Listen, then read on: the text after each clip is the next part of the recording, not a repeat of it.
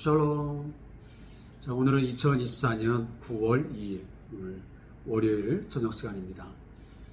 주일부터 시작해서 1일, 2일, 3일, 4일 그래서 9월의 첫 주가 참 묘하게도 주일부터 시작되었습니다.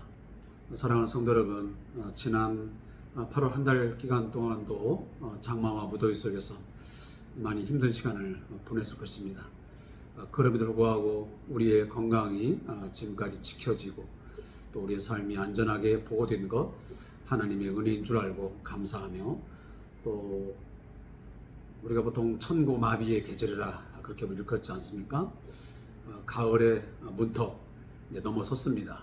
아무쪼록 이 좋은 상쾌한 계절, 또 시원한 바람이 불어오는 아름다운 계절이 시작됐는데, 이 계절 기간 동안 우리 모두가 다 새로운 힘을 공급받고 또 시원한 삶이 그렇게 있어지기를 주님의 이름으로 축복하고 또 기도합니다.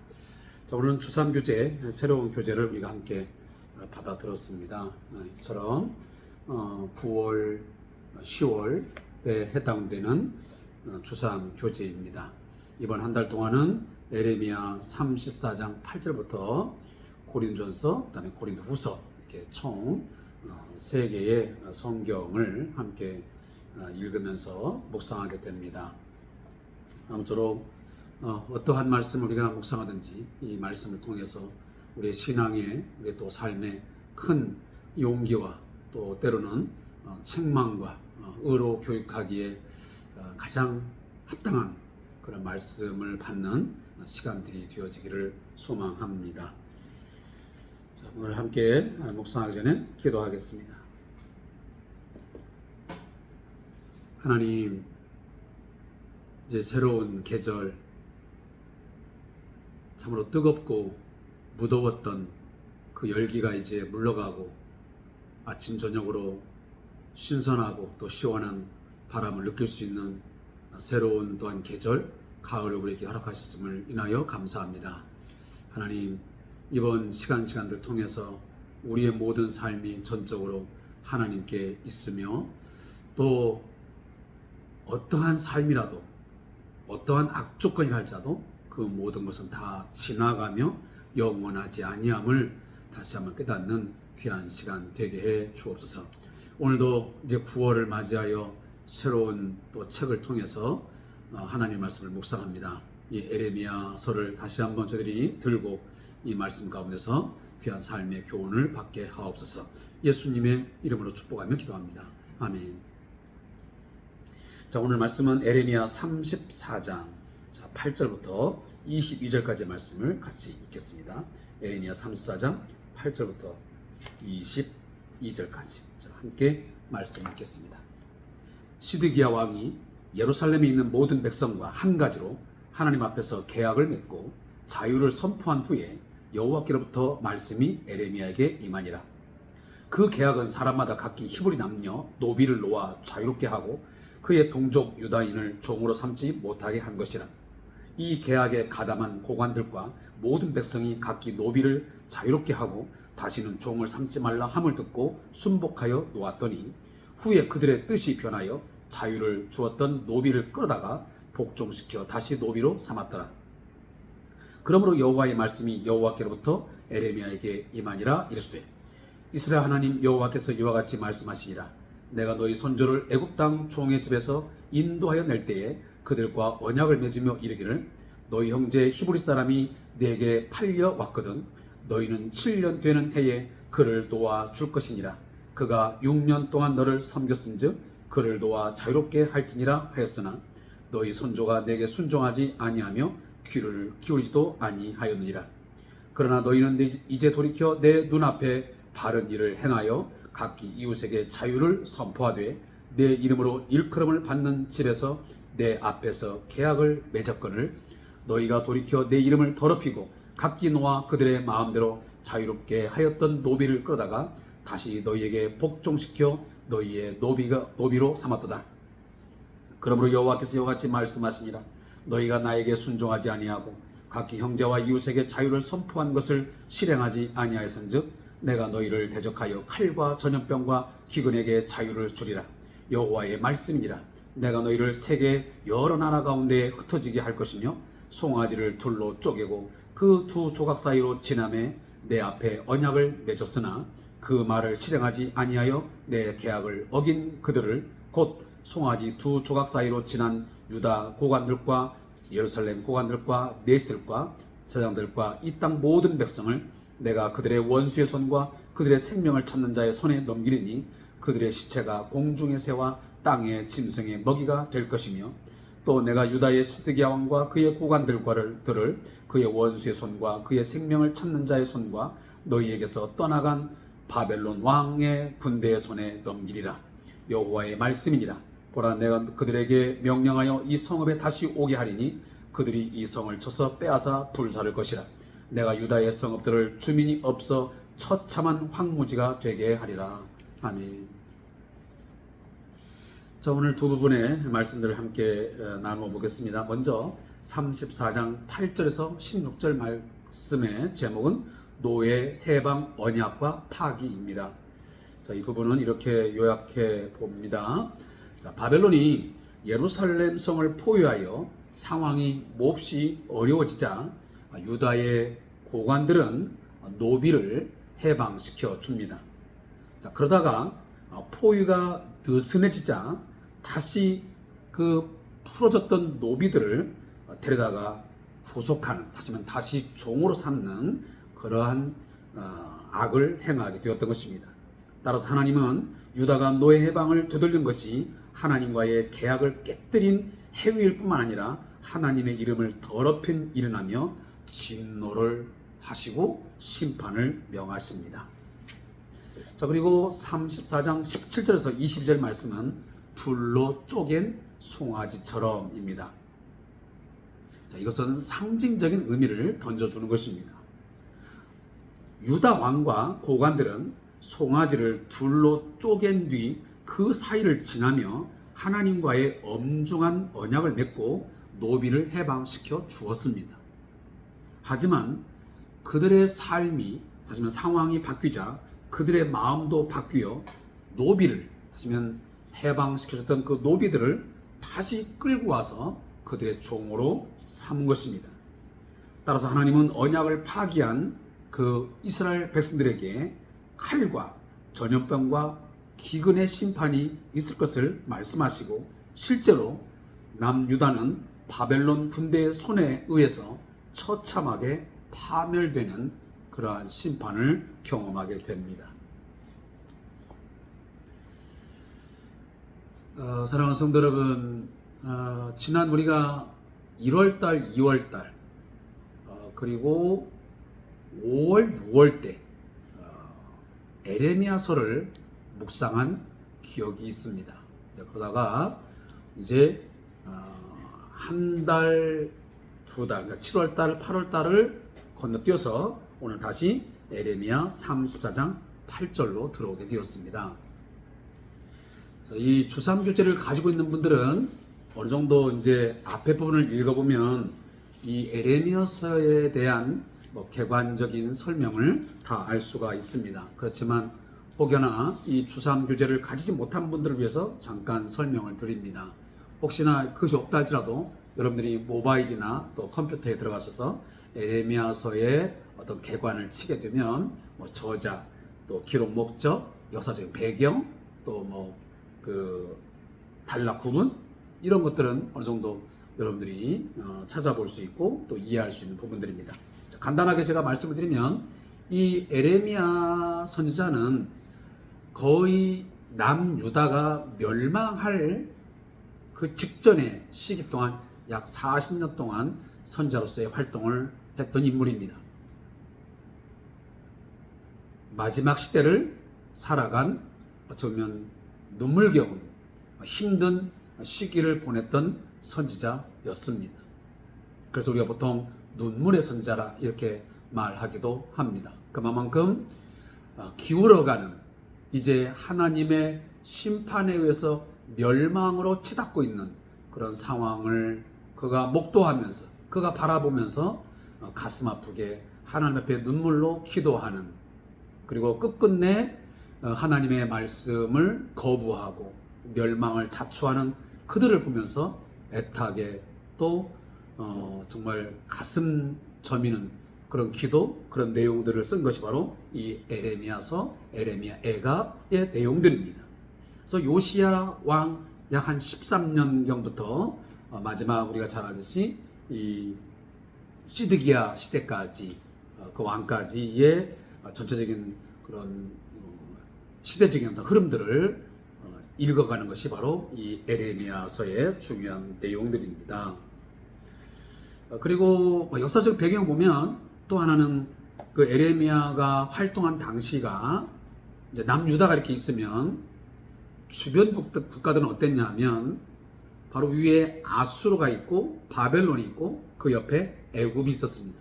그러니까 우리나라 말하면 일본, 중국, 또 미국 이렇게 있듯이 3개국이 열강의 다툼을 하고 있는 그런 시기였습니다. 그러니까 아수르, 바벨론, 애굽이 서로 주변의 그 어떤 세력을 뻘치기 위해서 상당히 치열하게 경쟁하던 그런 시기 속에서 이 남유다가 가운데에 끼어 있었습니다. 그렇기 때문에 남유다는 뭔가 생존하기 위해서 그들의 안전과 나름대로의 삶을 보장받기 위해서는 그들의 눈치를 보지 않을 수가 없었습니다. 따라서 남유다 안에도 친바벨론 정책을 펼치는 사람이 있는가 하면 친아수르 정책을 펴는 사람도 있고 때로는 친애굽 정책을 펴자는 사람들이 분명히 있었습니다. 그러나 점점점 이제 그 시대가 흘러가면서 가장 강력한 힘을 발휘했던 나라가 누구냐면 바로 바벨론이었습니다. 그래서 이 바벨론이 결국 이 남유다를 침공하게 되었던 거죠. 근데 어리석게도 이 남유다는 바벨론에 대해서 거부하고 오히려 친아수르 때로는 애굽에 기웃기웃하다가 애굽도 결국은 이 바벨론에 의해서 여기 앞에도 어느 정도 나와 있습니다. 그 아수르와 동맹 관계했던 애굽은 갈그미스에서 바벨론과 전쟁을 벌였고 결국 대패했다. BC 605년이었다 그랬습니다. 결국은 이 애굽도 이 아수르와 이렇게 좀 친하게 지내다가 이 바벨론을 친 거죠. 그러다가 오히려 된통 두들겨 맞아서 큰 대패를, 그래서 이 갈그미스 전투에서의 큰 낭패를 당하게 된 것입니다. 자, 이처럼 상당히 긴박하게 돌아가던 그런 시기에 있었습니다. 그러나 하나님께서 계속적으로 오히려 바벨론에게 너희들은 순복하고 이 바벨론 쪽으로 자꾸 마음을 두라고 했음에도 불구하고 이 남유다의 왕들은 하나님의 메시지를 듣지 않았습니다. 결국은 그것이 결국은 이 남유다의 패망을 가져오는 하나의 촉매제 역할을 했던 거죠. 그래서 이 잠깐 동안 물러갔다가 이 바벨론의 느부갓네살 왕이 쳐들어와서 제1차, 2차, 3차에 걸쳐서 포로들을 끌고 갑니다. 그래서 그 당시 바로 이 여러분이 잘 알고 있는 이 다니엘이 끌려가게 되었던 것입니다. 자, 이런 역사적인 배경이 있습니다. 오늘 8절에 보니까 시드기야 왕이 나옵니다. 시드기야 왕. 자, 시드기야 왕은 우리가 아는 대로 남유다의 마지막 왕입니다. 마지막 왕. 시드기야가 정말 처참하고 비참하게 죽임을 이제 그렇게 당하게 되고 비극적인 운명을 맞이하게 됐죠. 근데 이제 시드기야 왕 때에 지금 어떤 일이 벌어졌냐면 한마디로 말하면 하나님과의 언약을 파기했습니다.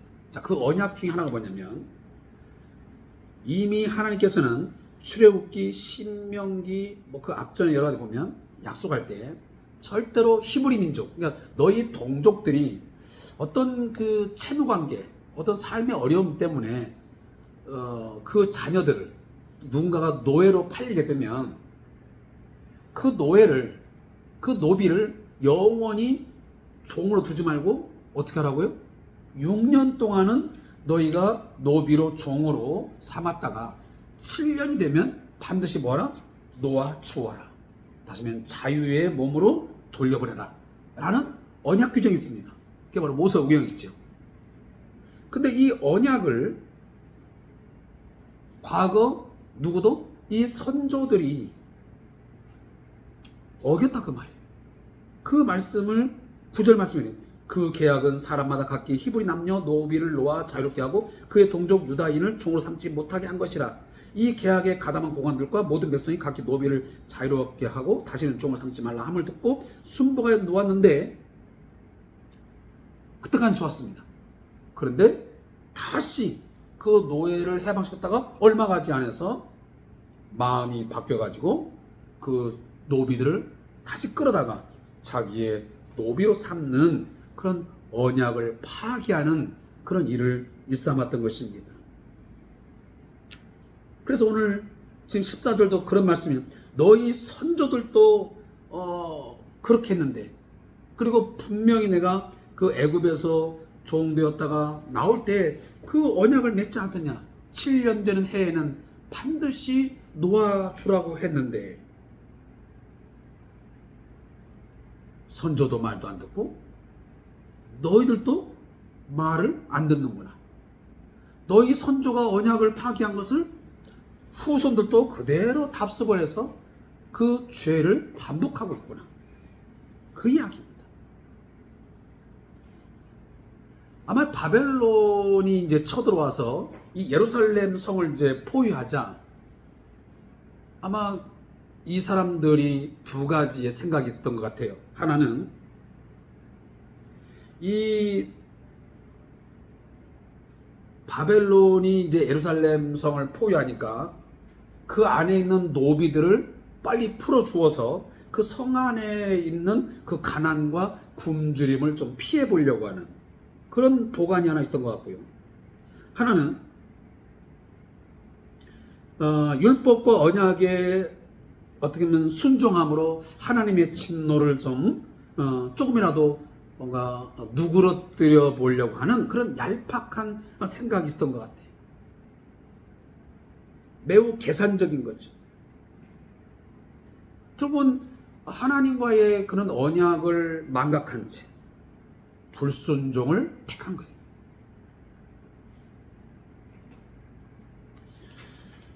지금도 우리들의 모습은 그와 참 많이 닮은 게 많아요. 하나님과의 언약을, 하나님과의 약속 속에서 매우 계산적인, 얄팍한 인간적인 이런 꼼수를 쓰는 경우가 있어요. 뭔가 이 정도 하면 되겠지?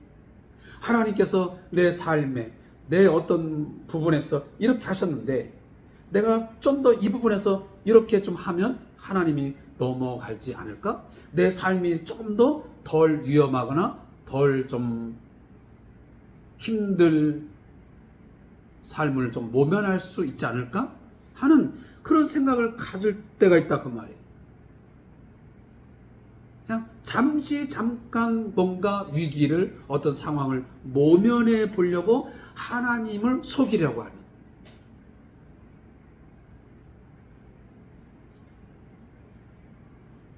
분명 지금 자신들의 운명이 풍전등화의 상황 속에 있음에도 불구하고 하나님의 심판이 얼마나 무서운지를 망각해버리고 그런 꼼수를 쓰는 거예요. 그랬더니 하나님이 17절부터 22절에 보면 우리가 지금 연상되는 게 있습니다. 창세기 15장에 보면 아브라함이 하나님과의 언약을 맺을 때에 그 쪼갠 고기 사이로 타는 횃불이 지나가는 것을 보았습니다.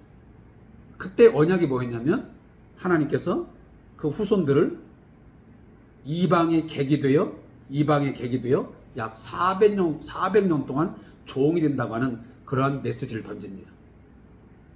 너희 조상이 하나님 앞에 죄를 지게 되면 그 결과로 결국은 언약을 파괴한 죄로 그 조상들이 이방의 객이 되어서 400년 동안 괴롭힘을 당하게 될 것이다. 그리고 4대 만에 돌아올 것이다. 그리고 나서 그 상징적인 하나의 행위가 쪼갠 고기 사이로 타는 횃불이 지나가는 것을 보여줍니다.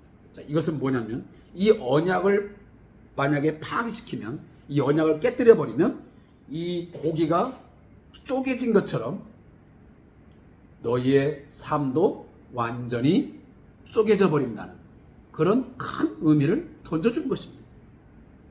그래서 오늘 본문도 하나님께서 그런 말을 해요. 지금 송아지를 둘로 쪼개가지고 그 두 조각 사이로 너희들이 지나가면서 언약을 맺었는데 그 언약을 파기했으니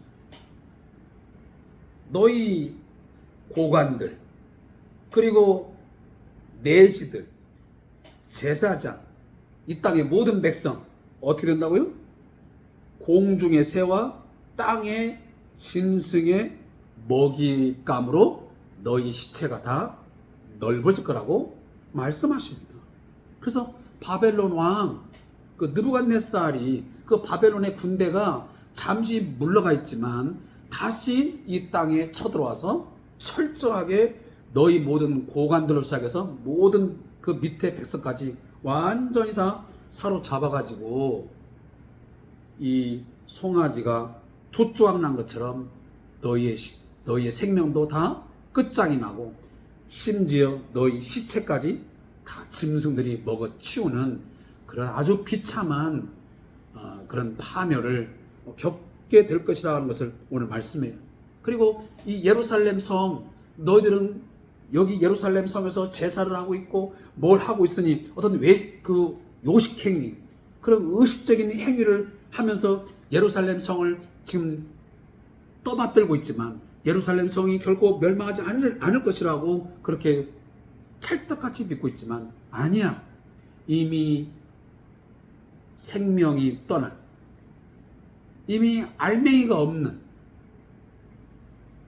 외식적이고 형식주의에 물들어 있는 이 모든 예루살렘 성, 그리고 너희들의 신앙, 철저하게 그러한 내적인 것뿐만 아니고 외적인까지 완전히 다 하나님께서 황무지화, 완전히 황폐화 시켜볼 것을 하나님이 오늘 말씀하고 있습니다.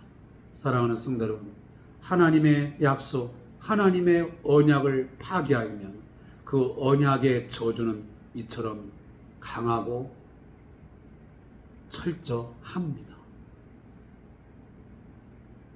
어떤 분들은 이런 메시지를 전하면 오늘날 예수 믿고 우리가 예수 안에 있으면 그런 하나님의 진노, 하나님의 심판, 그게 뭐 문제가 되냐? 그건 구약의 메시지고 지금 우리 신약의 성도라고는 전혀 아무런 관련이 없는 그런 메시지로 그냥 쉽게 치부해버립니다. 그건 구약에 있었던 이야기고 지금 신약에 와서 어떻게 이런 일이 벌어지겠느냐. 물론 똑같은 상황은 전개되지 않을 수 있습니다. 뭐 외국 군대가 쳐들어와가지고 대한민국이 패망하고 그런 일들이 혹 안 일어날 수도 있겠지만, 그러나 꼭 그런 형태가 아니더라도 지금도 여전히 하나님의 백성들이, 하나님의 교회가 하나님의 언약을 파기시켜버리고 끊임없이 불순종의 길을 선택하고 악행을 저지르게 되면 어제나 오늘나 영원토록 그분은 사랑만, 항상 자비와 긍휼만 한량없으신 게 아니고요, 변함이 없는 게 아니고요, 죄에 대한 진노는 여전히 동일합니다. 따라서 하나님은 이러한 방법 저런 방법 다양함을 통해서 당신의 백성을 징계하실 것이고 때로는 하나님의 진노를 쏟아낼 것입니다. 그렇게 함으로 구약의 하나님이든 신약의 하나님이든 여전히 하나님은 의로우신 분이시요, 그는 공의의 심판자이시요, 그분은 역사의 주관자이시니 선과 악을 구별하시고 거기에 대해서 반드시 합당하게 처분하시는 그런 분이심을 그는 스스로 드러낼 것입니다. 하나님은 하나님 되심을 드러내고야 만다는 이야기입니다. 우리의 얄팍한 생각, 우리 요식행위, 그것 때문에 하나님이 왔다 갔다 하는 게 아니고요. 우리의 생각보다 훨씬 더 크고 훨씬 더 높으시고 훨씬 더 깊으신 그분은 당신 나름대로의 어떤 커리큘럼을 가지고 당신의 플랜을 가지고 움직이시는 분이에요. 근데 우리 인간들은 여전히 지금도 하나님을 너무 쉽게 생각하고 우리들의 어떤 행위, 잠깐의 어떤 행동을 통해서 그 마음을 바꿔보려고 하는 그런 얄팍한 행위들을 할 때가 있다고 말이에요.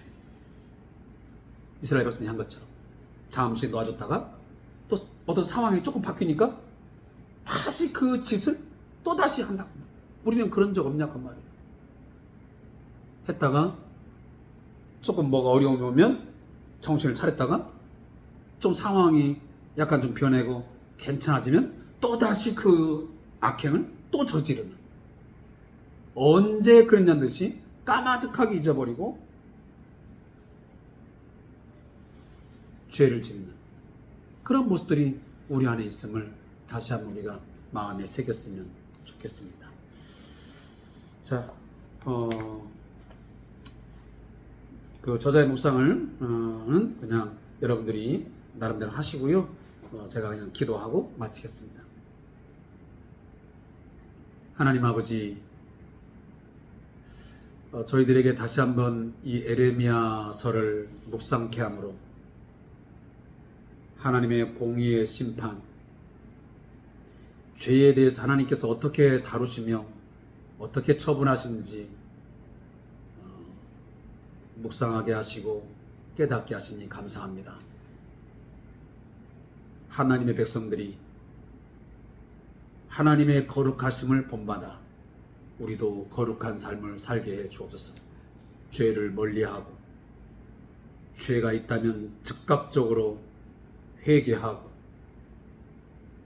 죄에 대한 심판을 두려워할 줄 알고 죄에 대한 심판에서 무서움을 알아 하나님께 돌아가고 십자가 붙들고 십자가 은혜를 구하면서 의를 행하고 선을 행하며 살아갈 수 있는 저희가 되게 해 주옵소서. 예수님의 이름으로 기도합니다. 아멘.